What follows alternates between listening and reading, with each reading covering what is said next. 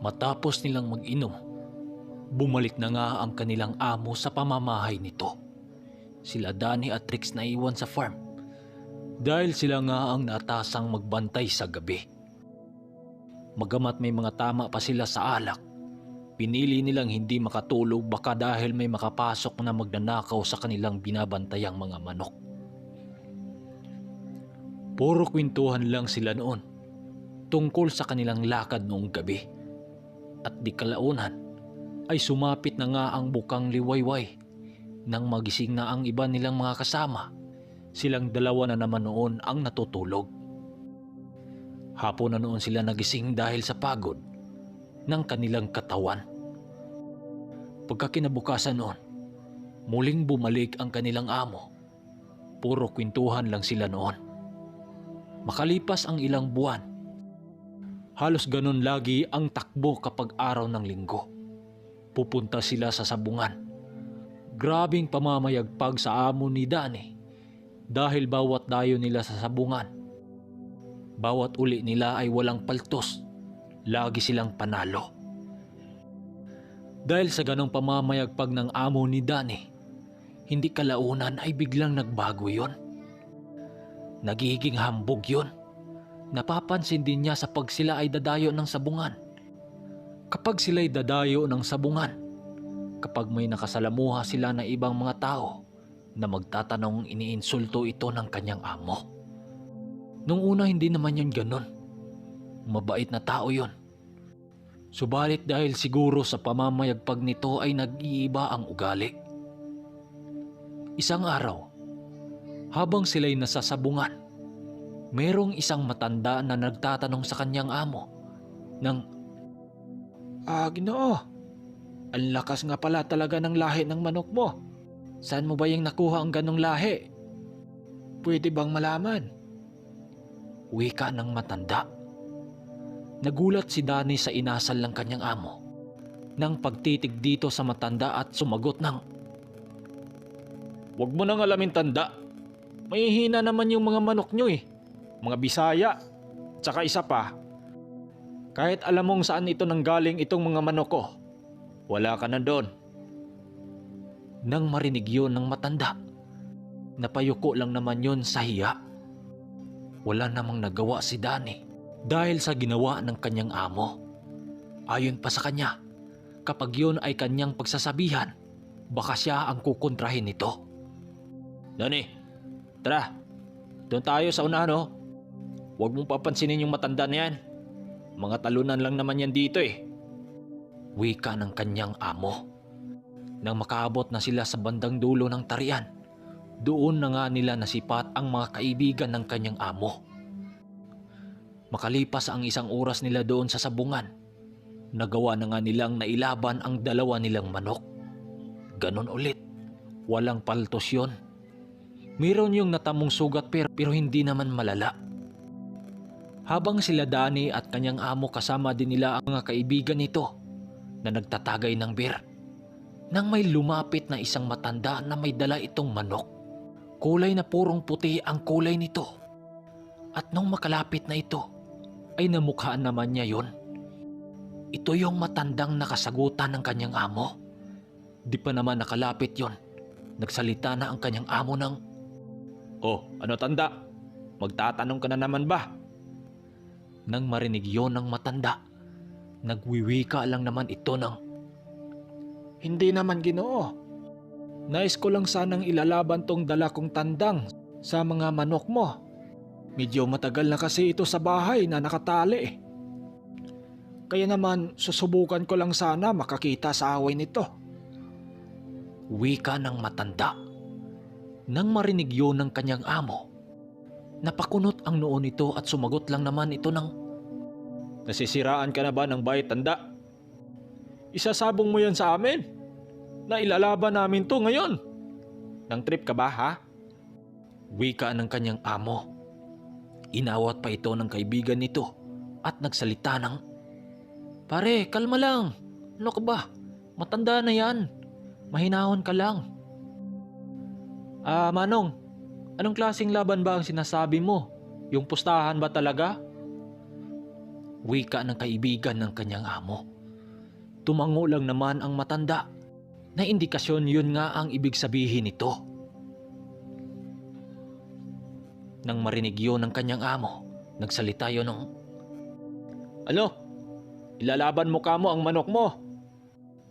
Hindi pa nga yan naputulan ng pasong yung manok mo eh. At mukhang pangkatay pa." Wika ng kanyang amo. Si Danny noon, halos napapalunok na lang ng laway sa mga naririnig nito sa kanyang amo. Maya-maya pa ay nagwiwika ang matanda ng, "Huwag mo nang lalaitin tong manok ko, Ginoo. Baka pagsisihan mo yung mga sinasabi mo." wika ng matanda. O ganun ba? Sige, tingnan natin yung manok mo kung obra yan. O magkano ba ang sugal mo dyan? Wika ng amo ni Danny. Akala nila barya-barya lang ang salapi nito. Subalit nang dumukot yun sa bayong nito, ay nakita nila ang pira nito na nakabandel na tinalian ng baging.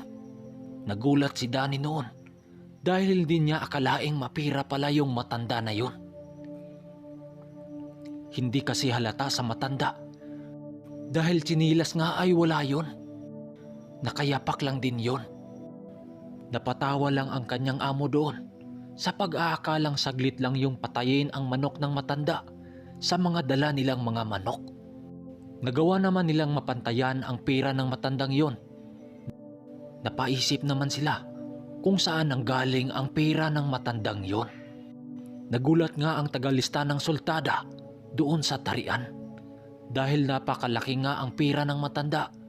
Sa kabila ng manok nitong kung sisipatin mo, parang wala pa yung kain. Panay pa yun pagtutuka sa isang kakane na nakikita ng manok sa lupa. Napawika pa ang kanyang amo ng, Tanda, ako pa sa'yo, busugin mo muna yung manok mo. Parang walang kain ah.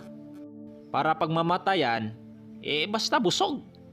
pa ng kanyang amo na parang nanginginsilto ito. Pero dahil nga ay mayaman ang amo ni Danny, hindi nahadlang yon sa kanyang amo na mapantayan ang pera ng matanda. Ayon pa dito, wala pa yon sa kalahati sa pera nilang dala. Nang nakapasok na sa ruwida ang matanda at ang kanyang amo, nakamasid lang naman noon si Danny noon sa matanda at labis ang kanyang pagkaawa sa kabila ng pangbabastos ng kanyang amo sa matandang yon.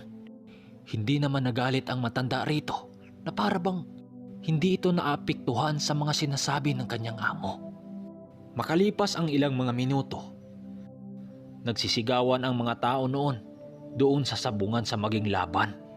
Marami noon ang pumusta kila Danny dahil nga ay binansagan ang kanyang amo doon na ang hari ng ruwida. Pagbitaw ng matanda sa manok nito, kitang-kita noon ni Danny ang manok ng matanda na animoy ang kulay puti nito ay lumiliyab. Kumakaway-kaway pa noon ang kanyang amo sa mga taong nakakilala dito na animoy nakasiguro na itong mananalo. Subalit paglapag nila sa manok, kaagad sinugod ang manok ng matanda. Subalit kahit anong palo nito ay bigo yung tamaan. Napakahusay ng manok ng matanda. Pagdating sa ilaga ng palo, nang magsabayan ang dalawang manok sa ere, nakalapag na ang manok ng kanyang amo. Pero ang sa matanda ay hindi pa yun bumababa. Panay pa ang pagpapagaspas ng mga pakpak nito na animoy hindi ito manok. Bumatog pa yun sa dingding ng ruwida at bumulusok pababa sa manok ng kanyang amo.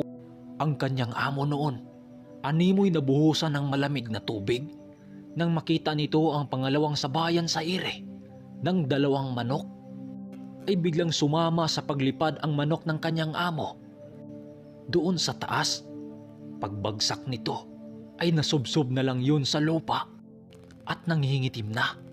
Nang damputin yon ng taga-karyo ay wala na. Wala nang buhay ang manok ng kanyang amo.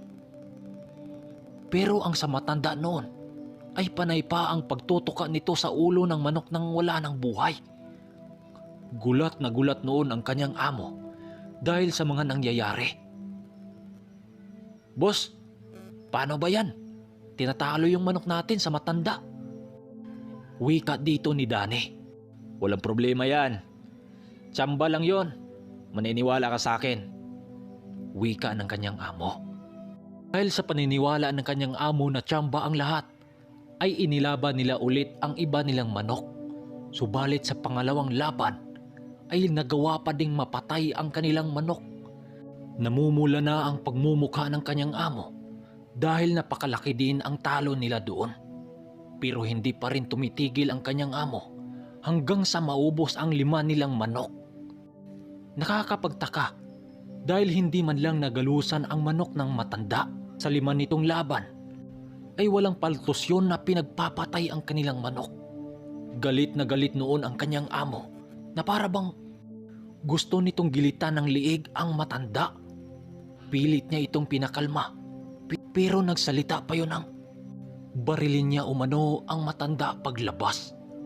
Nang marinig niya yun, grabing takot na noon ni Danny, at nang pagsapit nga ng hapon, maiging pinapabantayan ng kanyang amo kung lalabas ba ang matanda. Mag-aalas 5 na yun ng hapon, andun pa din ang matanda sa loob. Kahit labag sa loob ni Danny ang pinapagawa ng kanyang amo, pilit pa rin siyang sumusunod dito. Ang kasama noon nila na si Rex ay ang naatasang mag-drive sa dala nilang sasakyan kapag tagumpay ng kanyang amo na barilin ang matanda, at ang kanyang amo naman ay may hawak na itong baril. Danny, bantayan mo yung gate ng sabungan dahil bantayan ko rin kung lalabas ang matanda. Itutumban natin yung demonyong yon, wika ng kanyang amo. Si Danny noon halos manginginig na yon sa takot sa gagawin ng kanyang amo. Pero ang pinagtataka nila, halos na lang maubos na ang mga tao sa sabungan sa kakalabas. Pero wala pa ring matanda na lumabas. Sinubukan pa nilang pasukin ang sabungan, pero ang natitira doon ay ang tagawalis na lang ng ruweda at ang isang matandang nag-aayos ng paninda. Kung kaya't napilitan silang bumalik sa sakyan at umuwi na lamang. Danny, Sharo naman, hindi mo napapansin ang matanda na lumalabas? Wika ng kanyang amo. Hindi po talaga, boss eh. Di ba dalawa tayo nagbabantay sa gate? Sagot naman ni Danny dito. Siguro may agimat yung matanda na yon. Biruin mo, wala man lang tayong napapansin. Tara, pauwi na nga. Makalipas ang ilang oras, nakauwi na nga sila Danny. Yun nga lang, talunan. Ubos yung pira nila at yung dala nilang manok. Makalipas ang 5 buwan, umuwi na nga si Danny sa mga magulang niya sa bundok. Hindi na rin siya bumalik sa bayan dahil simula nung minalas ang kanyang amo, tila lagi na itong galit sa mga tauhan, kung kaya't hindi na niya naisipang bumalik doon sa kanyang pinagtatrabuhuan. Magmula nung umuwi siya hanggang sa nakapasok siya ng trabaho na isang tapasiro. Ito yung nagtatapas ng mga tubo kapag nalalasing siya sa inuman. Hindi mawawala ang kanyang kwento hanggang sa naikwento niya ito sa aking lolo nang minsan silang nagkasabayan sa kanilang trabaho. Doon yun sa tubuhan nagtatrabaho. Gawa ng buwan yun ng Setyembre. Ito yung panahon na uso ang tapasan ng tubo. Pero magpahanggang ngayon. Pero alam nyo ba? Magpahanggang ngayon, matanda na siya, sariwa pa sa kanyang alaala ang kanyang karanasan tungkol sa ang misteryosong sabungero. At dito nagtatapos. So anong masasabi nyo sa ating kwento? Siguro may anting-anting yung matanda or may agimat.